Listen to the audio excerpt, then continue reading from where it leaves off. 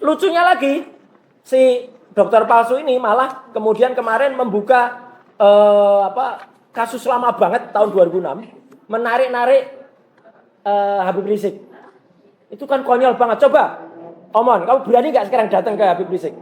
Ya, kalau sekarang mau tanyakan soal itu. Itu persoalan juga sudah selesai. Saya selaku profesional waktu itu. Jadi intinya apa, teman-teman semua?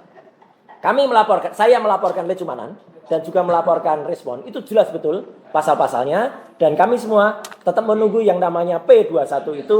Kalau memang ada, katakan ada. Kalau tidak, katakan dengan terus terang bahwa itu tidak ada. Ya, jangan sampai kemudian mereka membuat sesuatu yang sifatnya goib tapi seolah-olah nyata. Nah, saya ingin juga senyum sekarang ya, Mas Refli, sebagai penutup kepada para termul. Yang termul itu yang bikin hoak ya. Hoax tapi hilang S-nya, hoak. Mereka teriak-teriak, mana P21, mana bakar kejati, copot Aswidum. Mereka lama-lama boncos ya. Kalau dia boncos, minumlah obat boncos. Nah, ini obat boncos. Ya, saya sarankan saja, silakan minum obat ya. Para termul silakan minum obat, karena kalau nggak minum obat nanti boncos.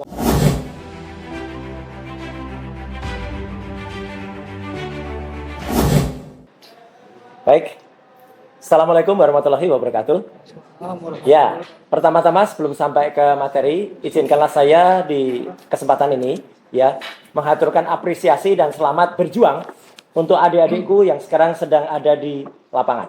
Ya, saya tadi juga sempat membersamai sebentar dan kemudian menyampaikan semangatnya, apresiasi kepada mereka, dan saya hanya titip pesan, ya benar kata Kombes Budi ya dari Polda Metro, jangan ada yang menyusupi. Jadi kalian jangan disusupi, tapi juga mohon aparat juga humanis ya. Tidak kemudian menganggap bahwa ini adalah musuh. Sama sekali tidak.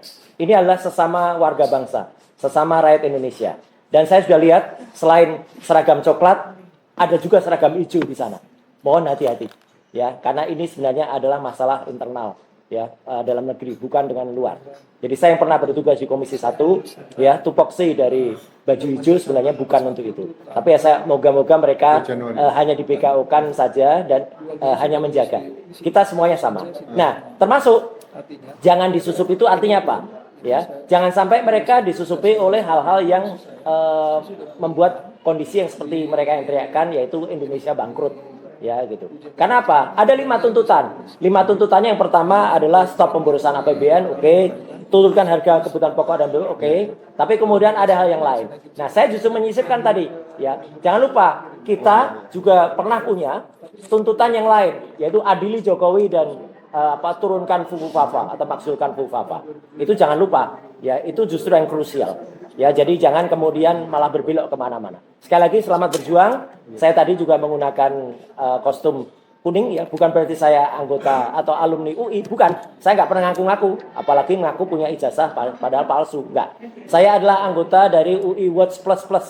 Jadi kumpulan teman-teman ada Pak TB, Taufik Bahudin di sana, ada kemudian Pak Heru, dan juga kita saling membersamai adik-adik kita untuk berjuang. Saya tetap alumni UGM dan saya bangga dengan UGM. Tapi saya tidak bangga kalau UGM membela yang bukan mahasiswa yang berijazah palsu. Ya, itu clear. Itu yang pertama. Yang kedua, alhamdulillah, Mas Refli dan juga Bapak Ibu yang lain ya. Hari ini kita sudah sampai Jumat Berkah. Nah, Jumat Berkah H+10.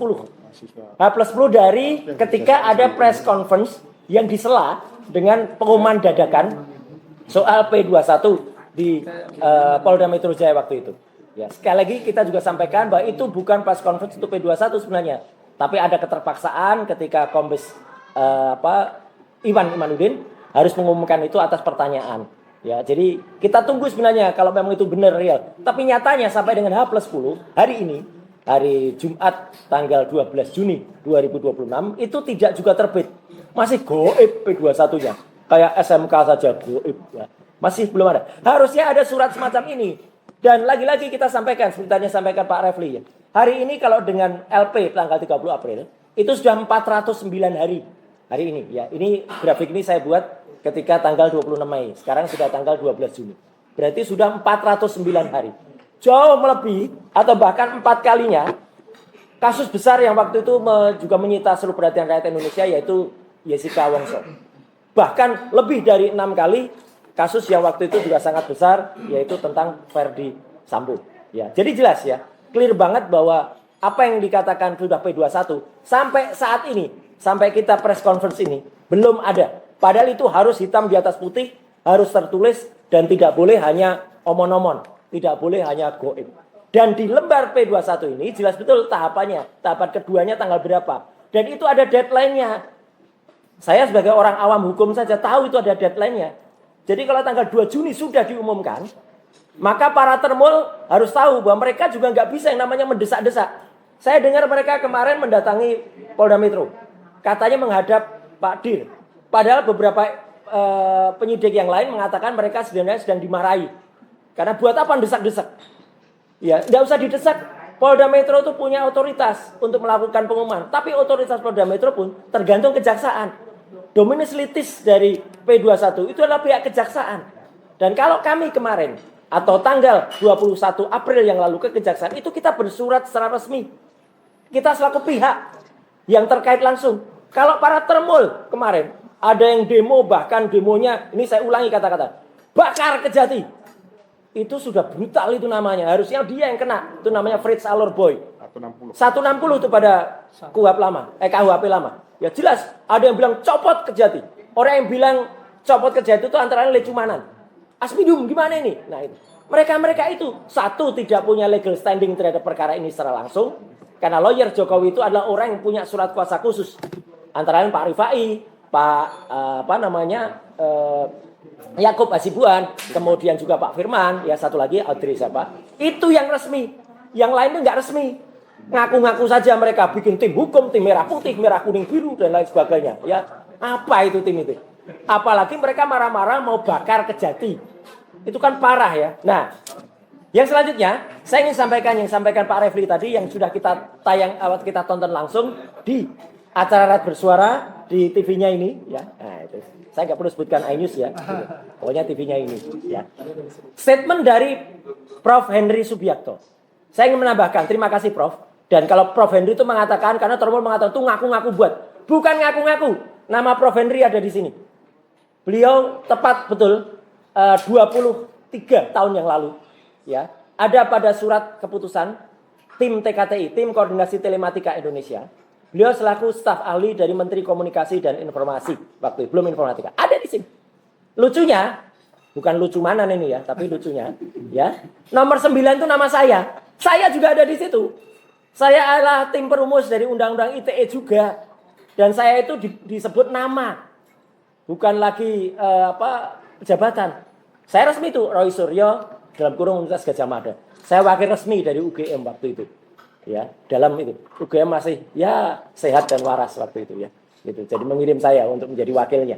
Jadi kami itulah yang membuat Undang-Undang ITE sebagai Undang-Undang Jawaban Indonesia atas perdagangan internasional e-commerce luar negeri. Kalau kita tidak punya Undang-Undang ITE, maka kita akan di-ban dalam dunia internasional. Maka pasal 32 dan 35 yang kemarin sampaikan Prof. Henry, itu jelas banget. Itu adalah untuk yang terjadi di computer crime. It's not a computer related crime. Computer related crime adalah komputer yang digunakan untuk tindak kejahatan. Itu ranahnya adalah nyata. Tapi kalau computer crime adalah kejahatan yang terjadi dalam komputer. Yang disampaikan di pasal 32 dan 35 itu kejahatannya terjadi di komputer. Ada orang menghack, kemudian dia melakukan perubahan di situ, mengubah di situ dan munculkan kembali. Lah ijazah Jokowi yang palsu ini tidak pernah kejahatannya dilakukan di dalam komputer. Itu jelas banget. Prof. Henry menyampaikan itu. Ini tidak bisa masuk ke sana. Nah, saya akan lanjut. Jadi clear ya. Saya akan lanjut ke Lecumanan. LP-nya sudah terbit dengan LP 4111. Garis miring SPKT garis miring 6 garis miring Polda Metro Jaya. Sudah dilaporkan dengan pasal 394. Detailnya nanti mungkin teman-teman bisa tanya ke para ahli hukum. Saya sekali lagi bukan ahli hukum, apalagi sok mengaku kuasa hukum, sok mengaku apokat ya. Saya bukan apokat busuk ya gitu. Saya melaporkan. Dan disinilah kenapa Lecumanan ini dilaporkan dan kami tetap tadi berapat. Kenapa yang 2 Maret Samuel Sweken dan juga Andi Kurniawan itu belum dilaporkan? Saya mengatakan belum dilaporkan Dr. Tiba. Karena mereka berdua itu yang dilaporkan oleh Maret dan Andi itu hanya pasal 160. Sedangkan Lejumanan ini melaporkan pasal 28 ayat 2 Undang-Undang ITE. Di mana pasal 28 ayat 2 itulah yang kena ke saya dan kena Dr. Tifa.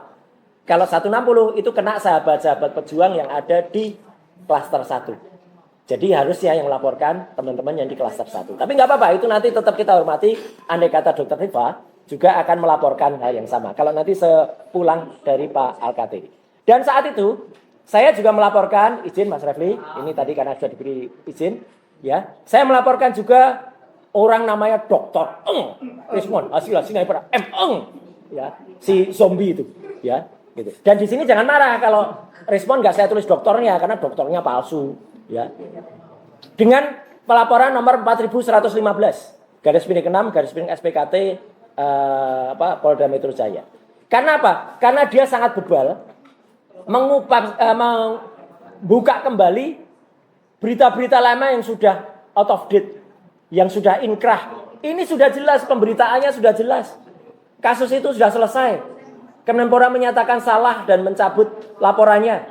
Karena waktu itu ada pencatatan yang salah, harusnya masuk pada kolom kementerian, dimasukkan pada kolom menteri. Sehingga saya ditagih. Ini sudah selesai. Menpora cabut gugatan Imam Nahrawi dicabut dan inkrah perkaranya. Clear banget ini. Bahkan kalau teman-teman masih penasaran, ini loh putusan pengadilannya. Sudah jelas banget putusan pengadilan negeri Jakarta Selatan nomor 411 tahun 2019. Di dalam putusan ini ada Imam Nahrawi selaku penggugat, saya selaku tergugat, dan penggugat sudah mencabut gugatannya dan membayar biaya perkara. Selesai.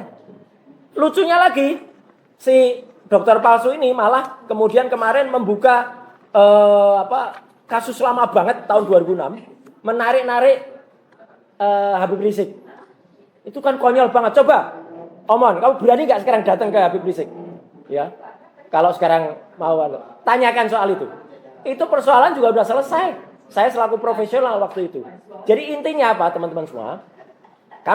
Saya melaporkan Lejumanan dan juga melaporkan Respon. Itu jelas betul pasal-pasalnya. Dan kami semua tetap menunggu yang namanya P21 itu. Kalau memang ada, katakan ada. Kalau tidak, katakan dengan terus terang bahwa itu tidak ada. Ya, jangan sampai kemudian mereka membuat sesuatu yang sifatnya goib, tapi seolah-olah nyata. Nah, saya ingin juga senyum sekarang ya Mas Refli sebagai penutup kepada para termul. Yang termul itu yang bikin hoak ya. Hoax tapi hilang S-nya hoak. Mereka teriak-teriak, mana P21, mana bakar kejati copot Aswidum. Mereka lama-lama boncos ya. Kalau dia boncos, minumlah obat boncos. Nah, ini obat boncos. Wah, saya sarankan saja silakan minum obat ya. Para termul silakan minum obat. Karena kalau nggak minum obat, nanti boncos, Pak. Gitu. Sekian, terima kasih. Ada pertanyaan satu, Mas. Pertanyaan satu, silakan, Bapak. Iya. Boncos ya. Ini mohon maaf, Mas Refli. Jadi ini kan untuk edukasi nih. Iya. Ya kan? Tadi kan yang silakan Prof. Henry. Ya. Dan Mas Roy kan masuk tim perumus Undang-Undang ITE. Undang-Undang ITE ini. Iya, ini. Nah, mungkin nanti saya minta penjelasan. Seumpamanya ini ada nih, seandainya ini ada pencurian komputer di gudang komputer. Nah. Ya kan? Kemudian yang dicuri itu semua komputer di situ. Ya. Apakah kena Undang-Undang ITE atau kena KUHP? Jelas tidak, Pak. Itu pasalnya kena pasal pencurian dalam KUHP biasa. Nah, supaya diberikan penjelasan Ya, supaya nanti nggak intinya itu dalam KUHP. Ya. Jadi artinya apa yang terjadi itu di ranah nyata. Undang-Undang ITE itu yang terjadi computer crime di dalam ranah komputer. Kenapa ini ada? Itu untuk menggantikan Undang-Undang ITE itu untuk menggantikan Undang-Undang Telekomunikasi nomor 36 tahun 99. Kalau teman-teman ingat, pada pemilu 2004, waktu itu ada hacking di situs KPU. Partai berubah jadi partai jambu, partai sawo. Nah itulah pentingnya Undang-Undang ITE yang akhirnya baru rampung tahun 2008. Jadi itu supaya tidak mudah selalu menggunakan Undang-Undang ITE. Ya, ini resmi betul ya. Tim Koordinasi Telematika Indonesia, menterinya waktu itu masih Pak Samsul Muarif. Nama saya ada, nama Prof. Henry Subiakto ada di situ. Terima kasih. Wassalamualaikum warahmatullahi wabarakatuh.